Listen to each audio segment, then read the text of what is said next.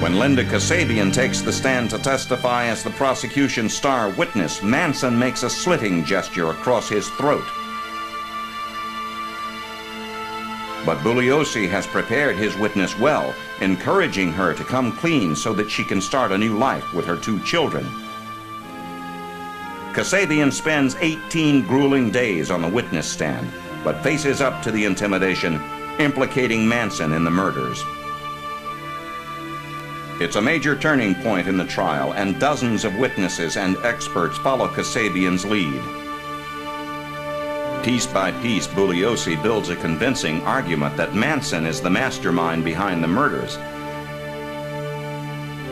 Now he must explain the motive behind the ritualistic slaughter of 7 strangers, complete with slogans of hate scrawled in human blood. Pigs, according to witnesses, is Charlie's derogatory term for rich white people, not the police, who are more common targets of the phrase. Bugliosi's meticulous research leads jurors back to Manson's favorite Beatles record, the White Album, which includes such songs as Revolution, Piggies, and Helter Skelter. Bugliosi draws out testimony from various witnesses that Manson considers the album to be prophecy.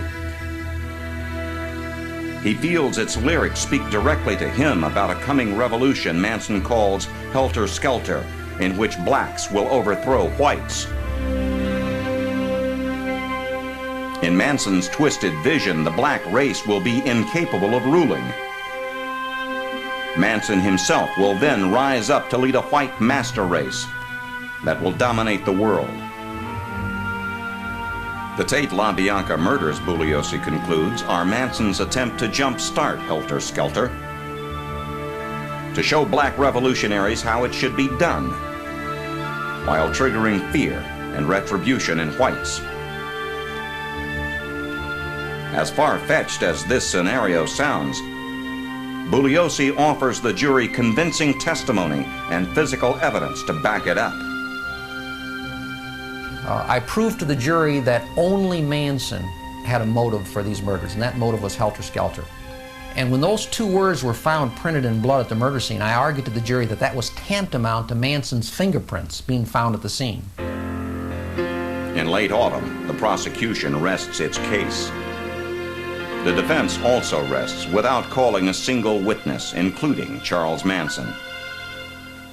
Mr. Manson could have taken a witness stand.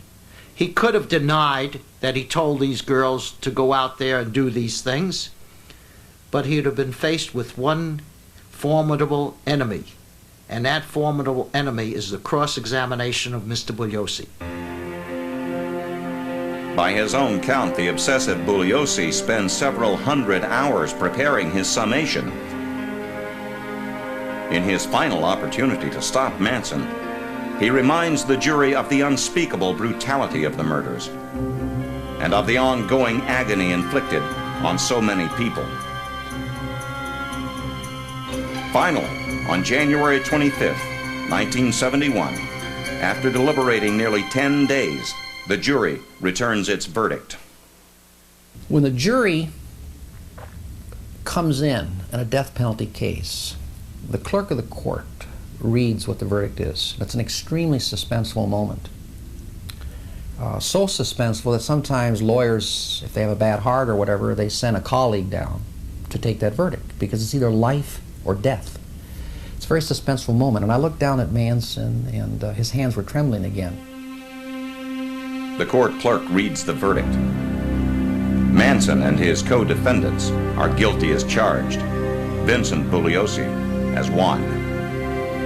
Each defendant, including Tex Watson in a later trial, will serve life terms in prison after the death penalty is abolished in California the following year. The district attorney's office and I personally and the Los Angeles Police Department are very, very pleased with the verdict. That goes without saying. We're all very, very happy. The complete proceeding has taken more than 9 months at the time, the longest trial in U.S. history. Manson, soon to be convicted of Gary Hinman's murder as well, will attempt to stay in touch with Bugliosi, writing rambling letters from prison that go unanswered. To this day, he maintains his innocence. Sandra Good, for one, stands by him. What Manson wants is rights in a court of law. He wants the right to defend himself. He sent me a letter not too long ago, and he said, look, if you ever see Bugliosi, tell him I said he was in fear of me as pro per. Pro per meaning his right to defend himself. He was in fear of me as pro per because I would have put his brain in my pocket. One-on-one, I would have retired his brain. How does he feel living on our blood? He's all he says we are. Good continues to believe that Charlie never sought to dominate anyone.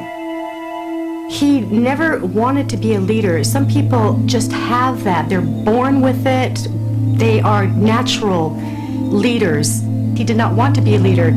But as I view the whole situation, I see him as heads and shoulders above any world leader of the 20th century. He's got the experience, he has the mind, he has the authority from God to do whatever he wants to do, and his will. To Bugliosi, Sandra Good is living proof of Charlie Manson's danger to society. Going into the trial, I looked upon Manson as an exceedingly dangerous human being with extraordinary powers over other people. So I knew I had to dedicate myself 7 days a week, 100 hours a week, to make sure that he was convicted and permanently removed from society. There was no doubt in my mind that if he were not convicted, he would have gone out and murdered as many people as he could have. He would have continued to murder. I don't have any guilt. I know what I've done, and no man can judge me. I judge me. Today, Vincent Bugliosi is retired as a prosecutor. All 5 defendants in the Tate LaBianca murder case are also retired, serving life sentences in the California prison system. Nearly a dozen other Manson family members have been convicted of crimes ranging from murder to threatening the life of a president. Of the original group, only Lynette Squeaky Fromm and Sandra Good remain loyal. Yet their undying devotion to Charles Manson serves as a reminder of just how dangerous self-made messiahs can be, whether they be in Waco, Jonestown, or Los Angeles. Charles Manson was but one self-appointed prophet. Sadly, there will probably be others. I'm Gerald McRaney. Thanks for joining us on Rivals.